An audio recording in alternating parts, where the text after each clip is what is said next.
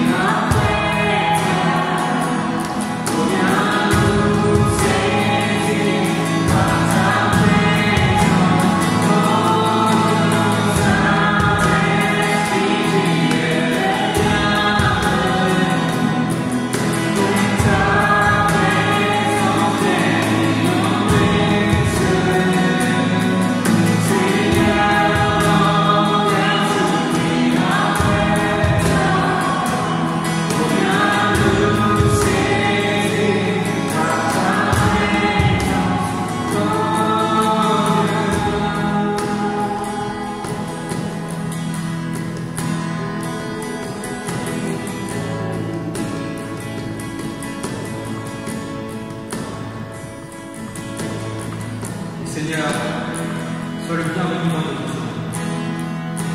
Sois le bienvenu dans ce lieu, dans nos esprits, dans notre corps, dans notre âme. vers nous. Viens chez toutes les personnes qui ont besoin de toi, Seigneur. Et surtout, viens agir. Viens agir en nous pour que nous puissions refléter tout simplement qui tu es, pour que nous puissions agir en fonction de toi. Seigneur, viens agir en nous, viens souffler un souffle pour nous.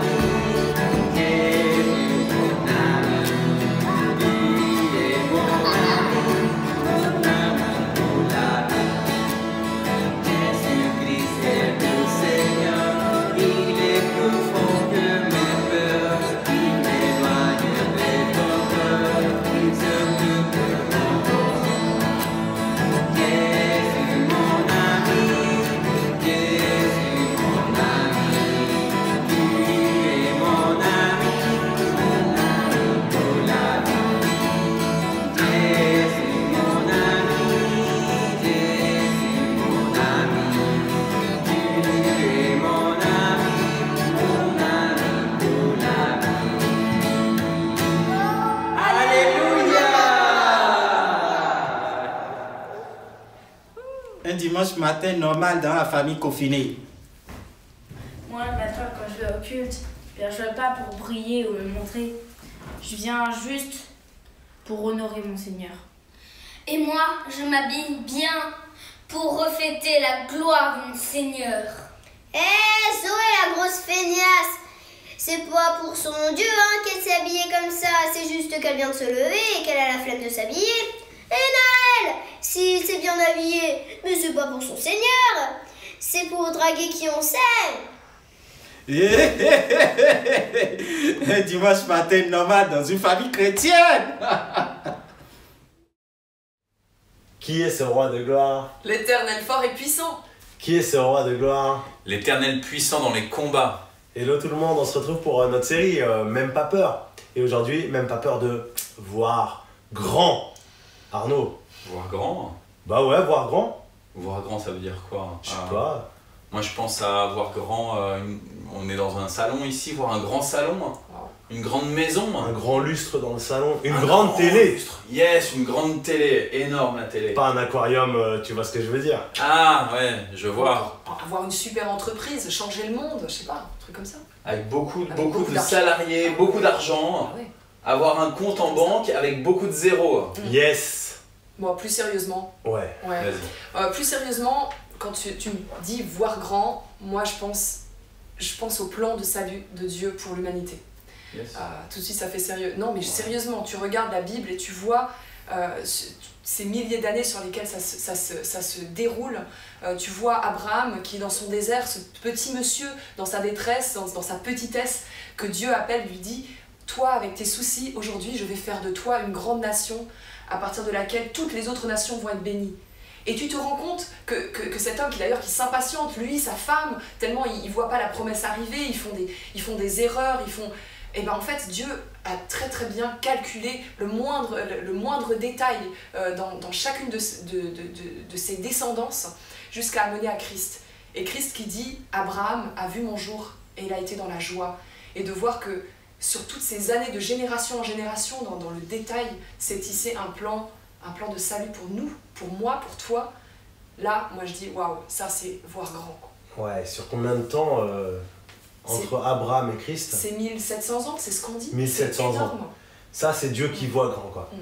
Ça, c'est Dieu qui voit sur des milliers de générations. Et toi, tu penses à quoi?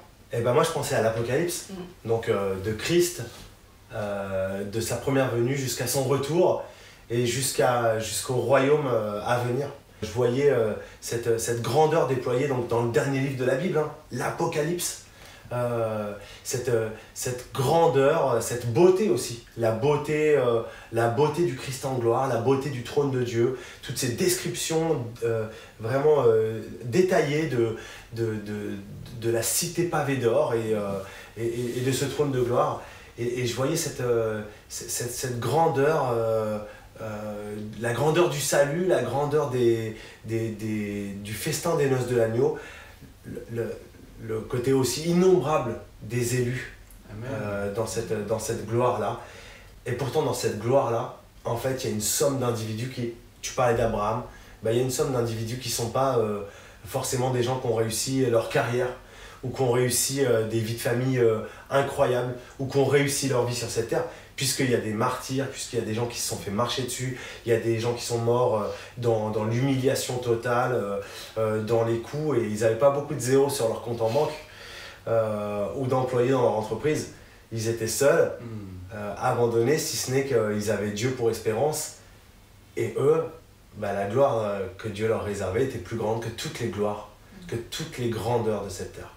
Alors, vous êtes sympa hein, de parler de la Bible et de parler de la Genèse, de parler de l'Apocalypse. Je pense que ça nous intéresse tous de partir de la Bible, et on sait qu'en protestantisme, on base toute notre foi sur ce texte biblique. En même temps, moi, je m'interroge plutôt sur l'aujourd'hui, et notamment sur nos églises. J'ai l'impression qu'il y a peut-être un décalage entre ce que vous me dites de la gloire de Dieu, de la grandeur de Dieu, et de ce qu'on vit dans nos communautés, à Dreux, à Saint-Ger, à Cergy ou à Mantes.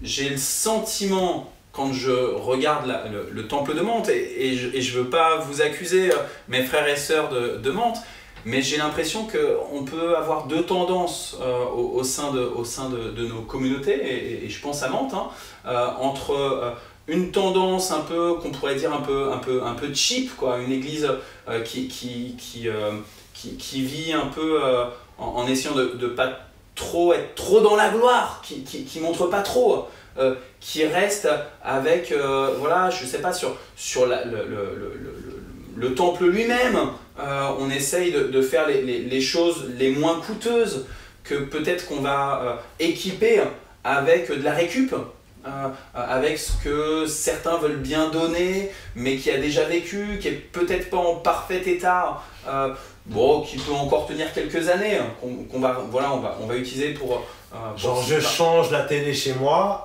j'apporte ma vieille télé au temple. Exactement. Donc ça serait une tendance, tu vois, où je pense, par exemple, sur les panneaux d'affichage qu'on a dans la rue, où ils prennent l'eau, et donc à chaque fois qu'on met des affiches, eh ben, il y a un moment où l'affiche elle est complètement humide et délavée, etc. Où c'est pas super, je me souviens d'une sœur de la paroisse qui me faisait la remarque et qui me disait c'est pas très vendeur, une affiche qu'on a bien fait mais qui est toute délavée. Et puis l'autre tendance qui serait au contraire de dire on met le paquet sur le fait que l'église doit rayonner à fond et doit être superbe et peut-être qu'il y a un peu de bling bling, quoi. Genre il n'y a toujours pas de jet privé pour le pasteur, c'est ça que tu reproches. Exact, c'est vrai, la Porsche je l'attends encore, quoi. Ouais, c'est vrai que c'est un vrai risque, hein. C'est vrai, ce sont comme des extrêmes. Des extrêmes, c'est toujours très pratique de voir des extrêmes comme ça nous concerne un peu jamais, quoi. Hein, mais justement, en fait, les églises, elles partent des individus, elles partent de nous. Donc comment est-ce qu'on peut éviter les gros risques comme ça? Comment est-ce qu'on peut éviter les tentations? En fait, quelque part, c'est quoi dans notre rapport à la grandeur de Dieu qui fait qu'on aboutit à une église cheap comme tu l'as décrite, ou à une église bling bling comme tu l'as décrite? Ouais, on avait décidé pour aujourd'hui d'être vraiment en vérité avec vous et aussi de livrer ce qui chez nous peut être source de tentation. On le fait avec cette ambition que ce soit utilisé par le Seigneur, non pas pour que vous nous condamniez, mais pour que chacun puisse regarder à soi-même. C'est quoi les fausses grandeurs, c'est quoi les fausses humilités, c'est quoi les choses mal ajustées dans notre vie par rapport à cette question de la grandeur. Moi, je voulais partager aujourd'hui avec vous que dans la grandeur et la grandeur des plans que je vois pour l'Église, etc., qu'est-ce qui est juste, qu'est-ce qui vient de Dieu, qu'est-ce qui vient du Saint-Esprit, qu'est-ce qui est en fait une tentation charnelle, voire une tentation de Satan sur ma conception. C'est important de regarder ça à chacun de vous. Je ne suis pas tenté par l'argent. Avec Isabelle, on a eu l'habitude d'être vraiment libre par rapport à ce plan-là et de vraiment mettre au contraire tout ce que le Seigneur nous donnait comme bénédiction matérielle, de pouvoir le mettre très largement au profit de l'Église. On n'est pas tenté par le pouvoir sur les hommes. On n'est pas tenté non plus, il me semble, par le fait d'avoir une aura sur beaucoup de femmes ou une aura sur beaucoup d'hommes. Par contre, moi, ce que je vais vous partager, en réfléchissant avec Arnaud et Isabelle, je disais, voilà, quelle est la fausse grandeur qui peut, moi, me tenter? Je sais que dans mon histoire personnelle dans l'Église, j'ai reçu beaucoup de coups de la part de mes pères. J'ai été maltraité par des pasteurs, j'ai été humilié par des pasteurs, et peut-être que ça a joué à certains moments sur le fait qu'aujourd'hui, moi je rêve d'une église grande, rayonnante, interpellante, et d'une église qui ait une grande renommée. Est-ce qu'il n'y aurait pas ce désir de revanche? Est-ce qu'il n'y aurait pas ce désir de montrer que... Et en fait, j'étais capable, voilà. Et du coup, ça m'a interrogé. Je me suis dit, ça, c'est très important que je le mette devant le Seigneur, que je le mette aussi devant les frères et sœurs, pour dire, ce n'est pas ce que je veux. Ce n'est pas ce que je veux au fond de moi. Je dois chercher la grandeur de Dieu. Et la grandeur de Dieu, elle passe aussi par la grandeur de ces projets que nous vivons ensemble. Mais je refuse d'être le jouet dans les mains de Satan en utilisant cette tentation charnelle, en disant « Oui, Dieu veut une grande église qui rayonne », alors qu'en fait, je me guérirai moi-même de mes traumatismes. Ouais, en clair, c'est pas une revanche sur la vie que tu veux avoir à travers tes exploits personnels. Moi aussi, j'aimerais me confier à vous. C'est vrai que quand je regarde au fond de mon cœur, je vois plein de tentations aussi qui sont issues de mon enfance, de mon adolescence. Et honnêtement, j'ai du mal avec le sacrifice, par exemple. J'ai du mal à l'idée de... Pour moi, un de mes langages d'amour préférés, c'est le temps. C'est le temps qu'on passe avec quelqu'un. Et moi, le temps, c'est vrai que de temps en temps, je me dis, mince, j'ai une famille. C'est facile quand on a une famille, en plus avec plein d'enfants. On se dit, bon, ben, moi j'aimerais bien avoir plus de temps avec mes enfants. J'aimerais bien passer ces petits moments confort. Et là, hop, je dois sacrifier ce moment familial pour aller accomplir une tâche que j'ai pas trop envie d'accomplir, pour aller me cailler dehors avec les migrants, pour aller, je sais pas, aller conforter quelqu'un dans sa détresse. C'est des cas de conscience parfois.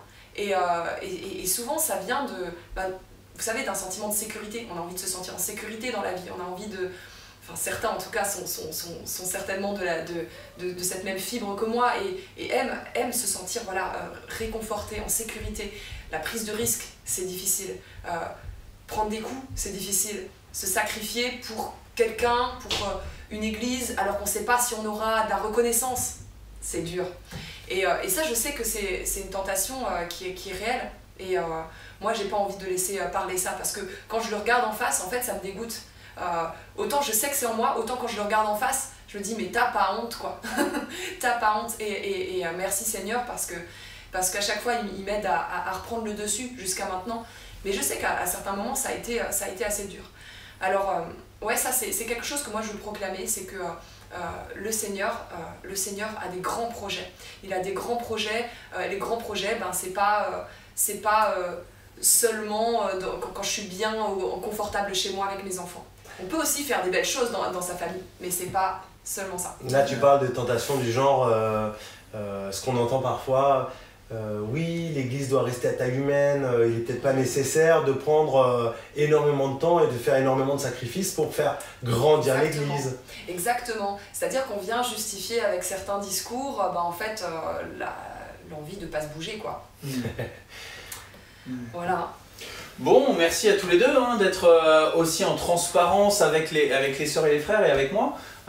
Moi aussi j'ai envie de vous partager en vérité et de me mettre comme ça un peu à nu avec mes propres fragilités et mes propres faiblesses.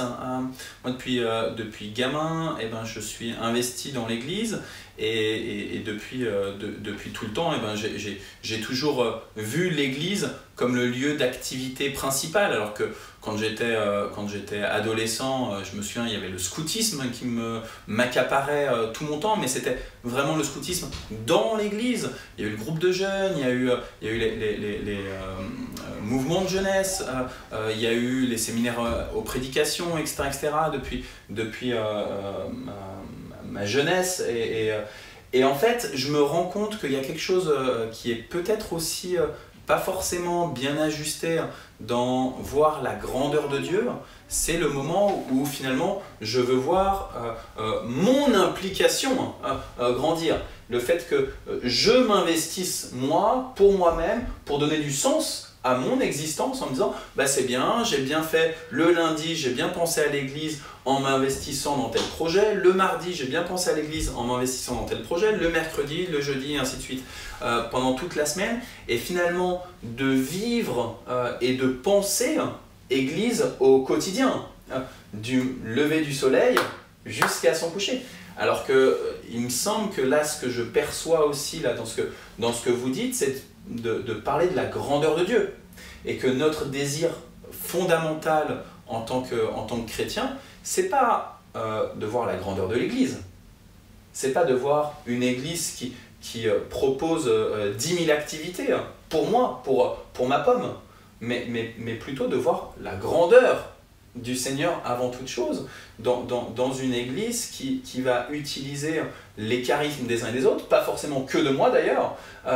Peut-être que moi, je ne suis pas obligé de m'investir partout, que je ne suis pas obligé d'être disponible pour l'Église comme un esclave de l'Église, le lundi, le mardi, le mercredi, le jeudi, le vendredi, le samedi et le dimanche, mais que je prends ma vraie part, mais qu'en même temps, je permette à tous les autres, et que la gloire de Dieu, elle peut venir de cette manière-là aussi, quand c'est l'ensemble des maillons qui prennent leur part. Et donc, pour ma part, du coup, d'accepter de laisser les autres, de laisser de la place aux autres.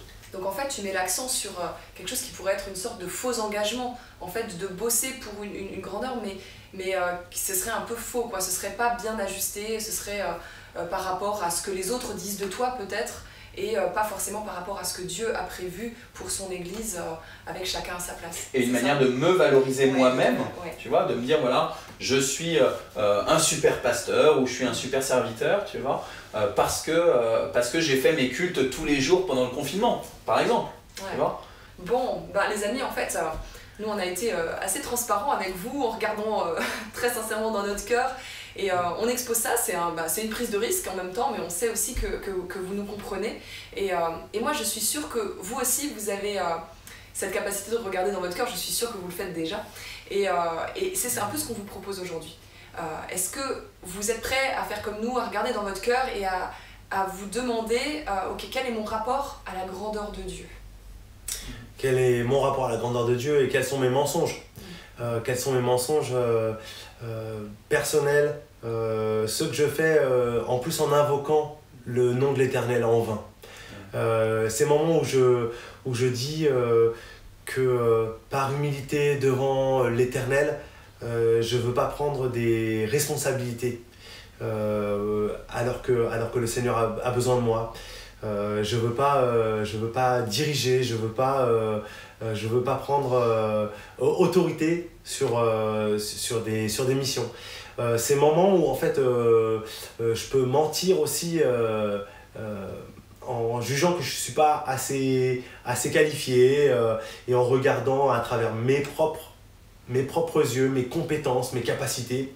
Être un consommateur de formation, être un consommateur de séminaires, être un consommateur d'enseignement, de prédication, d'études bibliques en tout genre, et sans jamais me mettre au service, parce que je déclare à partir de moi-même que je suis trop petit. Ces fausses grandeurs aussi, cette manière d'invoquer le nom de l'Éternel sur en fait nos propres traumatismes, de proclamer la grandeur de l'Éternel alors qu'en fait on n'a pas envie de changer, on n'a pas envie de bouger, on n'a pas envie de faire des efforts. On voudrait que l'action surnaturelle de Dieu transforme nos situations dans lesquelles en fait nous sommes aussi mis.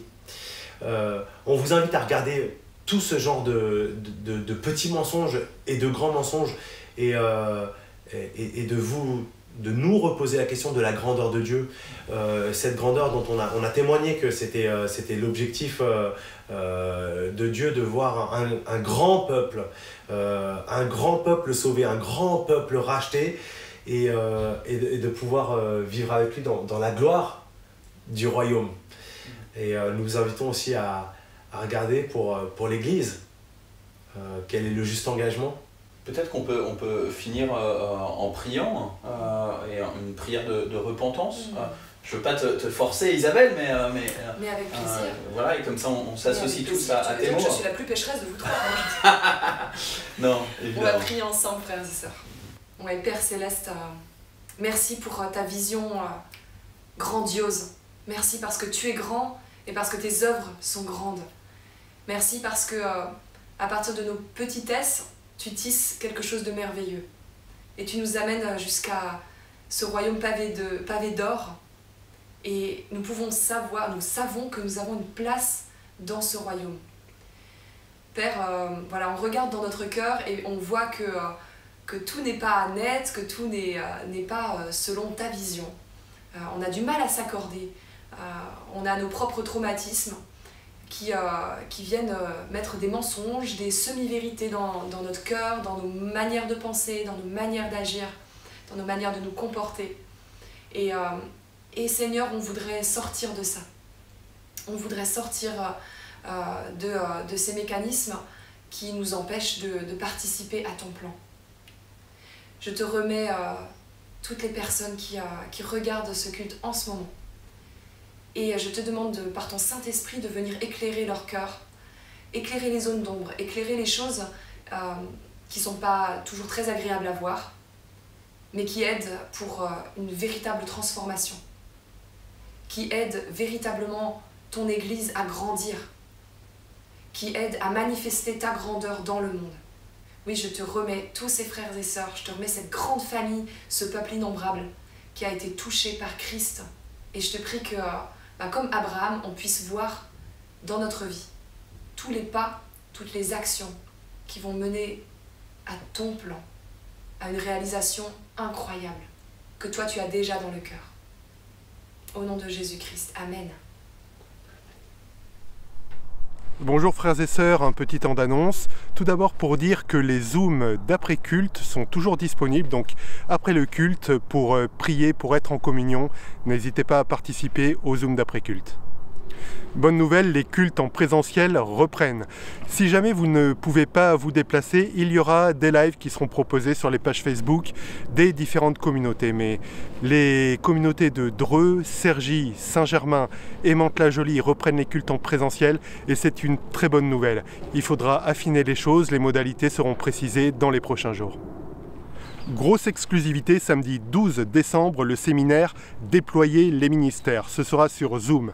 Si vous vous sentez appelé à servir le Seigneur, si vous vous demandez même comment mieux le servir, comment parfois lever certains barrages pour vraiment servir le Seigneur, ce séminaire est fait pour vous. Il y aura 3 intervenants, notamment une responsable des parcours alpha.